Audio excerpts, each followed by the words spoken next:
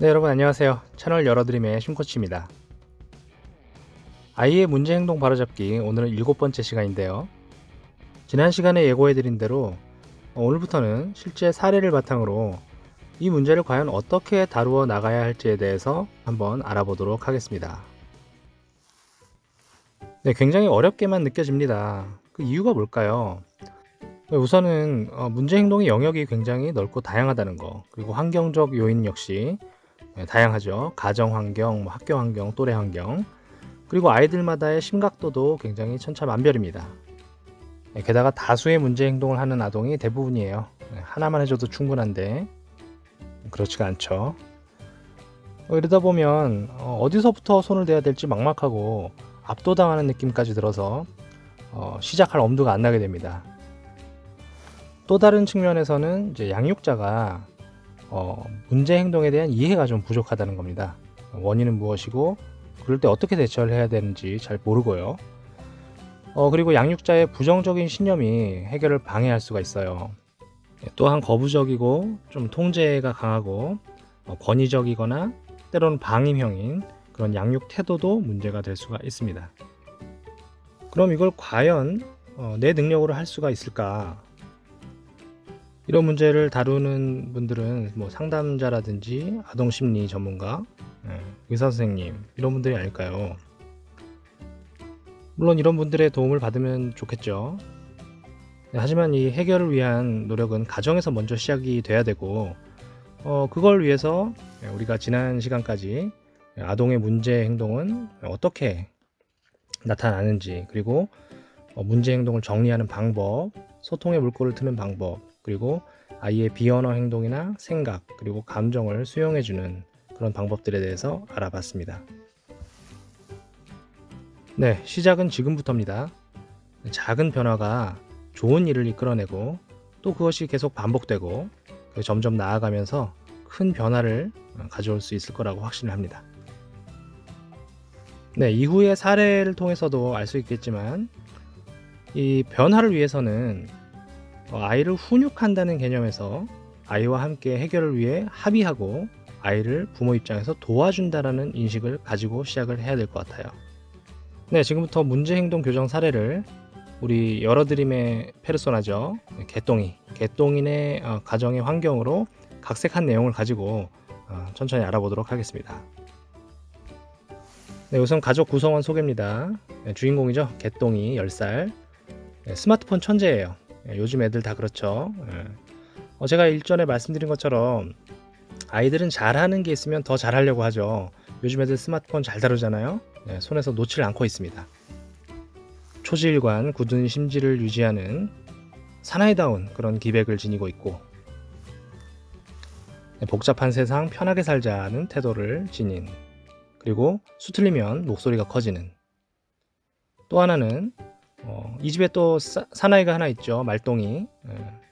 개똥의 동생도 막강한데 얘마저도 굴복시키는 사나이 중에 사나이입니다. 개똥이 아빠 42세. 커져버린 개똥이에요.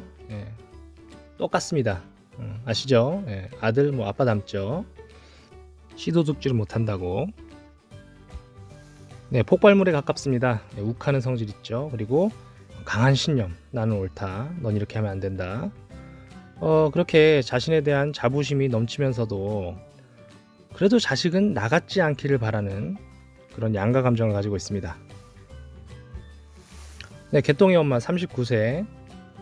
금쪽 같다 못해서 끔찍 같은 내 새끼. 엄마들의 뭐 자식사랑 말로 해서 뭐합니까?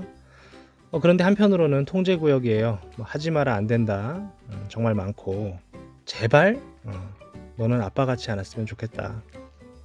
네, 이 집안의 기본적인 의사소통 방식이에요.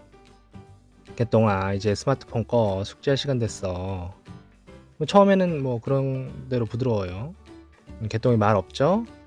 그러면 이제 엄마 목소리 커집니다. 너 엄마 말 안 들려? 빨리 끄고 이리 와, 숙제해. 그러면 뭐 하나만 보고 싶죠, 더. 그럼 엄마는 이제 이렇게 얘기하죠. 하나만 보기로 약속하고 계속 보잖아. 애가 약속을 지킵니까? 왜 엄마 말을 하나도 안 들어? 이렇게 과도한 일반화를 또 해요. 아론 백의 인지 오류 중에서 하나죠. 과도한 일반화. 예, 스마트폰 좀 안 끈다고 엄마 말을 하나도 안 듣는 아이, 이렇게 만들어 버리는 겁니다. 네, 아빠몬 등장하죠. 개똥, 너 당장 스마트폰 안 끄면 그거 확 갖다 버린다. 극단적으로 상황을 종결하려고 해요. 개똥이 터지죠.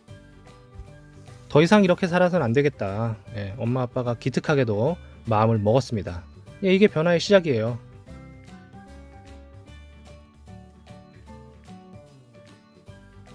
네, 그리고 다음 행동은 바로 공부한 거죠.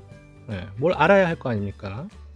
블로그를 통해서든 인스타를 통해서든 서적을 통해서든 유튜브라든지 그리고 여러드림 심코치를 통해서도 많은 좋은 정보를 얻을 수가 있겠죠. 구독해 주시고요. 네, 이렇게 심코치의 조언대로 개똥이의 부족한 능력부터 우선 정리를 해보기로 했습니다. 이 시리즈 1편을 보시면 부족한 능력 그리고 문제 행동을 목록화하는 그런 방법을 자세하게 소개해드렸으니까 참고하시기 바라고요. 네, 부족한 능력을 한번 목록해 보니까 이렇네요. 개똥이는 사고 전환 능력 그리고 행동을 전환하는 능력이 좀 부족하다. 그리고 참을성이 부족하고 집중력도 좀 약하다. 감정 조절하는 능력이 부족하고 시간 개념 역시 좀 부족하다는 걸 알게 됐습니다. 그럼 이런 부족한 능력 때문에 이 개똥이가 뭘 힘들어하나, 그래서 어떤 문제 행동을 하나 목록화해 보니까 스마트폰 끄고 다른 일을 하기 힘들어한다.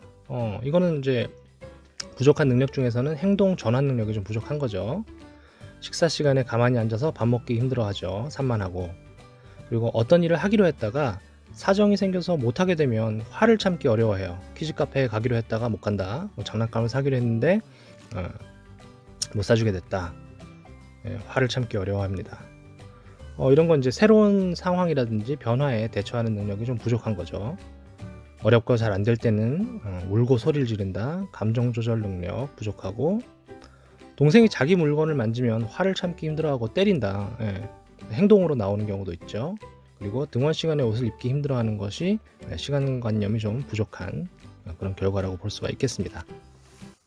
네, 이렇게 부모가 그간 관찰한 바를 통해서 개똥이한테 부족한 능력과 그리고 그로 인해서 발생하는 문제 행동이 어떤 것들이 있었는지를 목록화를 했습니다.